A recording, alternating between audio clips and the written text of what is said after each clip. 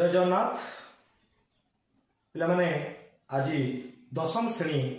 साहित्य सिंधुर प्रथम कविता प्रथम विषय भीमंक सिंहनाद रड़ी आज पढ़ा। तेणु आशा करे तुम निश्चित मन देकरी शुणव एवं पाठ को अध्ययन कर। भीमंक सिंहनाद रड़ी लिखिछंती ओडिया साहित्यर प्रपितामह तथा ओडिया भाषा साहित्य संस्कृतिर शीर्ष स्थान में जे ओडिया भाषा साहित्य को पहुंचाई पारिथिले से होचंती माटी कवि आदि कवि शुद्रमणि सारला दास, जे कि ओडिशार प्रतिटी घरे घरे परिचित। तांकर पूर्व नाम थिला सिद्धेश्वर परिडा। जगतसिंहपुर जिला झंकड़ ग्राम निकटस्थ कनकपुर ग्राम रे पंचदश शताब्दी जन्मग्रहण करथिले। शुणा जाए लोककथा अनुसार सिद्धेश्वर चाषी पुओ होइथिबारु चाष काम लंगलरे हल लंगलरे करुथिला बेले बिलरे किछि मनरे गुणुगुणु शब्दरे किछि कविता गान करुथांती। एही समय रे तांकु स्वप्नादेश हला झंकड़े प्रतिष्ठित अधिष्ठात्री देवी माँ सारला देवी एवं तांकर कंठरे विराजमान होई तांकु स्वप्नादेश हेले तांकु लेखिबा पई एवं सही दिन ठारू माता सरस्वती अपार करुणा एवं झंकड़े प्रतिष्ठित माँ सारला देवी अपार कृपारू से परवर्ती मुहूर्त लेखनी चालना आरंभ कले। जो कथा निजे सारला दास सिद्धेश्वर परिडा तांकर चंडी पुराण मध्य वर्णना करिसेंती। जन्मरु मूर्ख मोर नाही शास्त्र ज्ञान तू जहा कहई मु ताहा करई लिखन। मोर किछि मु मूर्ख लोक मु किछि जाने नाही मु अपाठुआ तू जहा कहू माँ तोरी कथा अनुसारे तोरी आदेश मु सब मो हाथर कलम लिखि थाए। ए कथा निश्चित भाव में चंडी पुराण में सिद्धेश्वर परिडा जे कि सारला दास कथा वर्णना करिसेंती। अन्यपटे देखिबा जदि जहांक कंठरे स्वयं सरस्वती विराजमान हेबे, सरस्वती जतबले निश्चित भाव में जहां कंठ रही निश्चित भाव में विद्या आसो। से पिला माने तुमे प्रतिवर्ष सरस्वती पूजा करिथाओ, बागदेवी पूजा अर्थात वीणा पाणी को आवाहन करिथाओ। माता सरस्वती को जो माने संगीत क्षेत्र में हो जो माने पाठ अध्ययन करते समस्ते माता सरस्वती को ध्यान करिथाली। सेति गोटे कथा अछि लोक कथा अनुसार सरस्वती माँ कंठे थाओ विद्या न आसिले कही दे उठाओ। सरस्वती माँ कंठे था विद्या न आसिले कही दे तो ये हूँ प्रत्येक पिलांकर प्रत्येक अध्ययन करुवा छात्र छात्री ये हूँ चिंताधारा एवं माँ को आवाहन करते। ठीक से भाव में तांकर कंठरे विराजमान होगा हेतु सारला दास परवर्ती मुहूर्त तांकर तीनोटी कृति विशेष भाव में ओडिया साहित्य जगत को उद्दीमंत करिछि। से हूँ सारला महाभारत, जे कि व्यासदेव संस्कृत महाभारत लिखिथिले सुधा ओडिया भाषा बुझिला भली महाभारत रचना करथिले सारला दास आदि कवि सारला दास एवं सारला महाभारत भाव में परिचित चंडी पुराण एवं बिलंका रामायण ये तीनटी हूँ ओडिया भाषा साहित्य संस्कृति तांकर बलिष्ठ अवदान जहाँकि आम समस्ते जानी। पिला माने आलोच्य विषय भीमंक सिंहनाद रड़ी जो कथा साहित्य सिंधुरे लेखा जाइछि। भीमंक सिंहनाद रड़ी अष्टादश पुराणर गला पर्व आनीत। एठारे आदिकवि सारला दास भीम एवं महामानी दुर्योधनक चरित्र को निखुण भाव में प्रतिपादित कर भाव ना सिंहनाद हूँ महिषी सिंहरे तैयारी एक प्रकार वाद्य जहाँ सिंघा बोली समस्ते कही था। शिव जिते भैरव रूप धारण करती सेतबले सिंहनाद कले पृथ्वी प्रलय हुए बोली जहाँ आलोचना रही जहाँ आम जानी। जितेबाला भैरव रूप धारण करते तुम मैंने जान आम ओडिया भाषा ओडिया नृत्य ओडिया भाषार ओडिसी नृत्य हूँ परंपरा विश्वविदित। से ओडिसी नृत्य माध्यम तुम देखि शिव जितेबाला विभिन्न तांडव लीला करि शिव को से कहुए कोपे बर नहले तोपे बर। शिव को जी आराधना करे से जितेबाला ना भोला बाबा महेश्वर बोली कहुए आम जाने ब्रह्मा विष्णु महेश्वर। ब्रह्मा होती सृष्टिकर्ता, विष्णु हेले पालनकर्ता, शिव हेले संहारकर्ता। से जितेबाला पृथ्वीर जितेबाला आविर्भाव करती सिंह जितेबाला शिव जितेबाला तांडव लीला करती निश्चित भाव में पृथ्वीर प्रलय समय आसिले शिव से तांडव नृत्य करें सृष्टि आरंभ। तेणु तुम्हें मैंने जान जितेबाला यही समय शिव जितेबाला कैलाश पर्वत बास कर अश्लेषा दैत्य बोली नामक से कौन कर कैलाश पर्वत को ओपाड़ी देवाई चिंता कर ओपाड़ी देला बेले शिव जीवन बंचेवाई बा शिव ये कैलाश पर्वत उद्धार करने भीम को डाकी भीम कौटी रोचे ना भीम रोच ऋष्यमुख पर्वत में भीम बास कर भीम को जिते डाकी शिव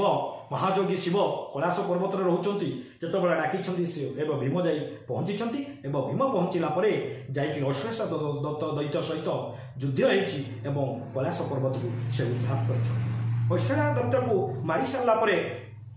शिव अत्यंत आनंदित होती महा आनंद उल्लास भीम को भारी प्रशंसा शतमुख प्रशंसा कर प्रशंसित कर भीम को कहते भीम तुम्हें मत कौ बर मागुछ माग मुझे बर प्रदान करी कारण कार्य बहुत माने प्रशंसित होती शिव जेहेतु अश्लेषा दत्त को भीम मारी पारि ठीक से भाव में भीम किंतु सेठी सही समय शिवंकर ठारू बर पाइबापी मना कर परवर्ती मुहूर्त में कहते भीम शिव को कहते जिते मोर समय आसो मुझे निश्चित भाव में से बर आपण पाखु प्रदान करी मुझे बरर आवश्यकता आसले मुझे निश्चित भाव में बरटा आपण नापी प्रत्युत्तर देते किए भीम एक कथा एपटे अंपटे व्यास सरोवर कथा ओडपा महातीर्थ व्यासदेव जो गुप्तर रही महाभारत एवं अष्टादश पुराण रचना करते दक्ष यज्ञ नाश पर शिव निजक शीतल करने एठारे प्रवास करते व्यास कार्य जो व्याघात सृष्टि है शिव से जो अभिशाप देते शिव अभिशाप देते कौन जदि शरणागत शून्य हो उपाय न पाई जदि शत्रु कबल रक्षा पाइबापी जदि ये आश्रय निए तार शत्रु केबे हेले आ भीतर को प्रवेश करि परिबो नाही जार फलस्वरूप जदि बलपूर्वक कई शत्रु जदि ये घर को आसे बा व्यास जो रहती घर भीतर जदि कई प्रवेश करे ताले निश्चिंत भाव में से शत्रु ध्वंस पाई ए कथा जो भीमंक सिंहनाद रड़ी कवितार प्रतिपादित होइछि कहीं ना सारा दास भीमंक सिंहनाद जो सिंह वाद्य फल किभली भाव में वाद्य बाजी एवं से वाद्यर रड़ी शब्द शुणी महामानी दुर्योधन आसी जाइछि एवं माँ लक्ष्मी को जेतबेले लक्ष्मी को कथा न मानी तांकु प्रत्याहार करी परवर्ती मुहूर्त में जेतबेले दुर्योधन भीम पाखक आसी परवर्ती मुहूर्त में जाना निश्चिंत भाव में महामानी दुर्योधन भीम ठार परास्त होती आम जाचे जो कथा कही बिना दुग्धे देवी ना सुचग्र मेदिनी जे से होती महामानी दुर्योधन पंडुंकर पांच पुत्र द्वितीय पांडव जी होती भीम तेणु से द्वितीय पांडव भीम जितेबाला महामानी दुर्योधन को परास्त कर समय कथा व्यास सरोवर कथा को प्रतिपादित कर आदिकवि शारदा दास महाभारत ये गोटे गदा पर्व आनीत होती विषय भीमंक सिंहनाद रड़ी एवं आस पे देखा भीमंक सिंहनाद रड़ी मु बर्तमान प्रथम 4टी पद तुमको आवृत्ति कराऊँगी तुम्हें आवृत्ति कर मो सांगे परवर्ती मुहूर्त में मुझे 4टी पद को बुझेबी भीमक सिंहनाद रड़ी लिखिं किए शारदा दास सहदेव बोइला स्वामी शुणिमा जगन्नाथ ईश्वर को सिंहनाद मागंतु पवनर सुत गोविंद बोइले जेबे हेमंत छी भीम बुद्धि हराई किंपे कलु तु मति भ्रम ये बहन तु विश्वनाथ को सिंहनाद माग रड़ीर नादे मान गोविंद बाहर होई बेग ध्यान न चिंतिला से पांडव सुंदर आसन कंपिला जे देव देव सुलधर सहदेव बोइला स्वामी शुणिमा जगन्नाथ सहदेव किए सहदेव बोइले स्वामी सहदेव होउछंती पंडुंकर 5 पुत्रर सब कनिष्ठ जे होउछंती पांच भाई पंडुंकर जे पंडुंकर 5 पुत्रर 5 भाई होउछंती युधिष्ठिर भीम अर्जुन नकुल सहदेव ये जो सहदेव सर्वकनिष्ठ सर्वदेव होउछंती त्रिकालदर्शी सर्वज्ञाता से सबु कथा आगत भवित कथा सबु से जानी पारती तांकु जदि न कहिले से तांको पटु निज पटु किछि कहंती नाही तेणु सी होउछंती जे सहदेव सहदेव बोइला स्वामी शुणिमा जगन्नाथ बोइला माने ओडिया भाषा आम जो कथा आखरिक गाउली कथा गाँ कथा जो थिले बोइला बोइली ये जो बोइला माने कहिले कहले कौन स्वामी स्वामी ये क्या संबोधित कराई स्वामी शुणिमा जगन्नाथ स्वामी होती से कृष्ण कला कृष्ण श्रीकृष्ण जे होचंती पांडव पंचु पांडव भाई मानकर जे मार्गदर्शक होइतिले जो आमर युद्ध चली बेले से होचंती सेही जगन्नाथ सेही होचंती कृष्ण स्वामी कृष्ण शुणिबा जगन्नाथ जगन्नाथ एटी क्या विवेचित करा जाय जगन्नाथ होचंती सेही कला कृष्ण आम जानी जगन्नाथ एवं कृष्ण मध्य संपर्क जितेबले द्वापर जुगर जितेबले आमर पूर्व पढ़ी जितेबले माता यशोदा पाखरे कृष्ण रही कृष्ण जितेबले मथुरा भुवन जाइछंती मथुरा को पलि जाइछंती जे 2 दिन कही अलरेडी 20 वर्ष सेठारे रही गलेनी सेतिक बेले समय जितेबले माँ यशोदा बयसर अपराह्न पहुँची गले बयसर शेष सीमार पहुँचले बहुत कष्ट रही से बहुत मन में भावी श्रीकृष्ण कथा से बेले जितेबले टाही टापरा माँ यशोदा को गाँ गंडार लोक गोप गोपालनी समस्ते टाही टापरा करिसेंती तो पुओ गोटे ठक तो पुओ गोटे टाउटर तो पुओ गोटे मिछुआ जे कि कृष्ण कृष्ण चली जाइछंती मथुरा को जितेबले मथुरा से फेरी जानी पारिछन माँ देह खराब से माँ को पाखक जितेबले पड़े आसी कृष्ण देखुं माँ मुखमंडल कला पड़ जा कहीं एक जितेबले पचारि माँ को पचारि माँ तोर मुह कहीं आज कला पड़ जाए माँ यशोदा करें केमी पड़ोनी तू मत 2 दिन कही एत दिन गलु आउ केमी मुझे जो टाही टापरा ये लोक मान कथा साई पड़ोशी कथा टाही टापरा शुणी केमी बंची पारि केमी रहीपारि एति बेले कहला बेलू श्रीकृष्ण कहते माँ तू मत कौन मागुचु मागे मु ताहा प्रदान करी तू मत जहाँ मागू माँ मु ताहा देवी से माता यशोदा हसिक कहते अरे कृष्ण अरे मु जदि तोर जन्म करा माँ न हेई मध्य सारा पृथ्वी जानी मु हूँ तोरी माँ मोर आठारू आ कौन बड़ जिनस रही पारे तेणु मोर आउ किछि मागिबार आवश्यकता नहीं रे सेति बेले कथारे माँकर कथा को हृदय को स्पर्श करिछि तांकर श्रीकृष्ण सेठी गोटे कथा कहिथिले माँ तू मु तते आज सीना ठकी देछि किंतु एक कथा मु कहि रखुछि तू जेते बेले कली जुगरे आसीबी तो पाखकू कली जुगरे आसिला बेले देखु मोर अष्टांग शरीर थिबो किंतु मोर मुखमंडल कला पड़ जाइथिबो सेही कला से होछि जगन्नाथ आजिर कली जुगरे जो जगन्नाथ विराजित होचंती से कृष्ण एवं से होचंती जगन्नाथ से होचंती भगवान तेणु सहदेव बोइला स्वामी शुणिला जगन्नाथ ए जगन्नाथ ए आपनकर भगवान शुणंतु ए कथा सहदेव कहउचंती श्रीकृष्ण को ईश्वर को सिंहनाद मागंतु पवनर सुत ईश्वर को सिंहनाद ईश्वर किए एटी ईश्वर होचंती परमेश्वर शिव जे होचंती शिव शिव को सिंहनाद मागंतु पवनर सुत ए पवनर सुत होचंती भीम ए भीम वर्तमान ईश्वर को जदि सिंहनाद मागिबे ताले निश्चित भाव मागिबा पाई परामर्श देइछंती एही कथा को जेतेबेले सहदेवे प्रदान करिसेंती प्रकाश करिसेंती स्वामी पाखरे स्वामी होचंती श्रीकृष्ण पाखरे श्रीकृष्ण एक कथा कहउचंती अरे से ताले भगवान को मागु से होचंती भगवान पाखरे काना जे होचंती शिव जे होचंती तांडव लीला सब बेले व्यस्त से होचंती शिवंक ताले बर मागिले ताले निश्चित भाव में समाधान हेई परिबो गोविंद बोइले जेबे अमंत अछि भीम बुद्धि हराई किंपे कलु तुमति भ्रम गोविंद बोइले गोविंद किए ना आम कही से होचंती गोविंद से होचंती भगवान भगवान जे आम कथा कही श्रीकृष्ण गोविंद हरे मुरारे हे नाथ नारायण वासुदेव हरे मुरारे मधुकैठवारे गोविंद गोपाल मुकुंद सरे से होचंती गोविंद से होचंती गोपाल से होचंती जगन्नाथ से होचंती भगवान से होचंती कृष्ण तेणु गोविंद बोइले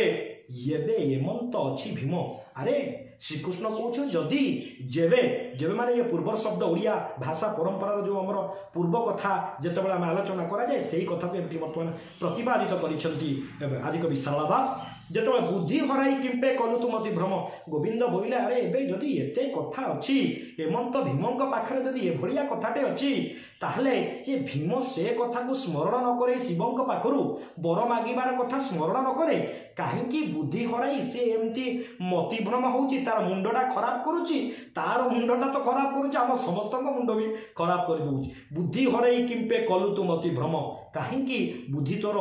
नष्ट हो जाउची तू मति भ्रम हो जाउचु तोर मुंड काम करू नाही काहेकि हर बुद्धि हराई किंपे कलु तु मति भ्रम ए कथा श्रीकृष्ण सहदेव भितर मते आरोप कथबार्ता मध्य एक कथा को से प्रतिपादित करिसेंती काहेकि ना भीमंक पाखरे जो महादेवंक पाखरे जो रही अस्त्र जदि भीम ताहांकु मागिबो ताले ये कथार आमूलचूल समाधान हो एतिक बेले कहउछंती ଏବେ ବହନ ତୁ ବିଶ୍ୱନାଥଙ୍କୁ ସିଂହନାଦ ମାଗ ରଡ଼ିର ନାଦେ ମାନ ଗୋବିନ୍ଦ ବାହାର ହୋଇ ବେଗ ଯେବେ ବହନ ତୁ ବିଶ୍ୱନାଥଙ୍କୁ ସିଂହନାଦ ମାଗ ଆରେ ଏବେ ବର୍ତ୍ତମାନ ସମୟ ଆସିଛି ରେ ଏବେ ବହନ କର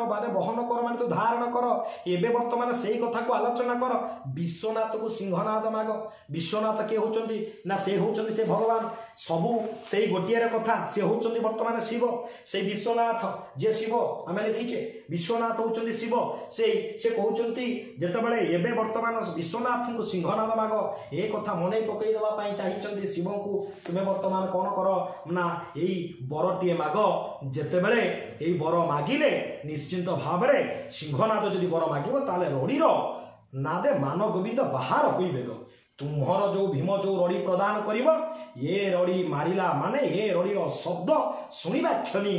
ଦୁର୍ଯ୍ୟୋଧନ ମହାମାରୀ ଦୁର୍ଯ୍ୟୋଧନ ରହିବ ନାହିଁ ଯାହାଫଳରେ ଦୁର୍ଯ୍ୟୋଧନ ସେଇ ଯେଉଁ ବ୍ୟାସ ସରୋବର ମଧ୍ୟରେ ରହିଛି ଯେଉଁ ଆତ୍ମଗୋପନ କରି ରହିଛି ଦୁର୍ଯ୍ୟୋଧନ ସେ ଜାଗା ଛାଡ଼ି ବାହାରି ହେଇକରି ପଳେଇ ଆସିବ ଏ କଥାକୁ ସ୍ମରଣ କରାଇ ଦେଇଛନ୍ତି ଧ୍ୟାନ ଚିନ୍ତିଲା ସେ ପାଣ୍ଡବ ସୁନ୍ଦର ଆସନ କମ୍ପିଲା ଯେ ଦେବ ସୁଳଧର এই কথাକୁ ଯେତେବେଳେ ସେ ସ୍ମରଣ କରିଛନ୍ତି ମାନ ଗୋବିନ୍ଦ ଦୁର୍ଯ୍ୟୋଧନ ଏ କଥା ସହିପାରିବେ ନାହିଁ ଭୀମଙ୍କର ରଡ଼ି ଯେତେବେଳେ ଶବ୍ଦ ହେବ ମାନ ଗୋବିନ୍ଦ ଦୁର୍ଯ୍ୟୋଧନ ରହିପାରିବେ ନାହିଁ ଆମେ ଜାଣିଛେ କୌରବ ବଂଶର ଯିଏ ହେଉଛନ୍ତି ଶ୍ରେଷ୍ଠ ଏବଂ ଯେଉଁ କଥା କହିଥିଲେ ବିରାଟ ଯୁଦ୍ଧ ଦେବି ନାହିଁ ସୁଯୋଗ୍ର ମେଦିନୀ ଯିଏ ହେଉଛନ୍ତି ଯୁଦ୍ଧ ନ କଲେ ଦେବେ ନାହିଁ ବୋଲି ପାଣ୍ଡବ ପାଞ୍ଚ ଭାଇକେ କଥା ଜଣାଇଥିଲେ ସେଇ ଯେଉଁ ଯୁଦ୍ଧ ଚାଲିଥିଲା ସେଠୁ ରକ୍ଷା ପାଇବା ପାଇଁ ସେ କ'ଣ କରିଛନ୍ତି ନା ପିତାମହ ଭୀଷ୍ମଙ୍କ ପାଖରେ ଆସି ପହଞ୍ଚିଛନ୍ତି ପିତାମହ ଭୀଷ୍ମଙ୍କୁ ପରାମର୍ଶ ମାଗିଛନ୍ତି ପିତାମହ ବର୍ତ୍ତମାନ ମୁଁ କ'ଣ କରିବି ଏବଂ ଦୁର୍ବାସ ଋଷିଙ୍କ ପାଖକୁ ମଧ୍ୟ ପରାମର୍ଶ ଲୋଡ଼ିଛନ୍ତି ଏ କଥାକୁ ସ୍ମରଣ ଏଇଥିପାଇଁ କରିଛନ୍ତି ସେ ଯେତେବେଳେ ତାଙ୍କର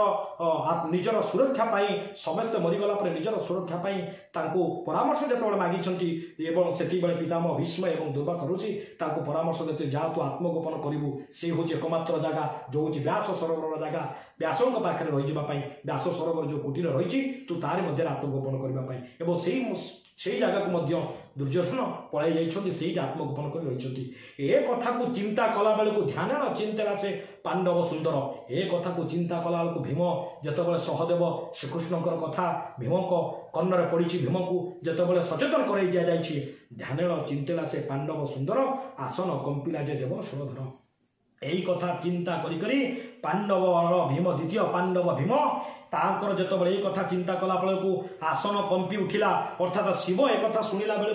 শিব কোণ করেছেন হল সুরধর শিব সেতবে চিন্তা কলা বেড়ে আরে বাবা এ কথা মনে পড়িগলা যেতবে ভীমঙ্কর কথা এই কথা চিন্তা করি বহুত মগ্নরে বহুত চিন্তারে সে ধ্যান মগ্নরে রইলে শ্রীকৃষ্ণଙ୍କ নির্দেশনে ভীম মহাদেবকে ধ্যান কলে ভীম এপরি চিন্তামূল হয়ে ধ্যান কলে যে মহাদেবঙ্কর আসন কম্পি উঠিলা এ মহাদেবঙ্ক আসন যেতবে কম্পি উঠিলা সেপাই কবিঙ্ক ভাষায় কথা কইছন্তি ধ্যানের চিন্তিলা সে পাণ্ডব সুন্দর আসন কম্পিলা যে দেব সুরধর পিলামানে আজি এতিকি থাউ ইয়ার অবশিষ্টাংশ পরবর্তী পর্যায়ে পরবর্তী ক্লাসে নিশ্চিত ভাবে মু তুমକୁ প্রদান করবি মোর ভিডিও যদি ভালো লাগিথিব নিশ্চিত ভাবে মোর ভিডিও কু লাইক শেয়ার এবং সবস্ক্রাইব কর ধন্যবাদ।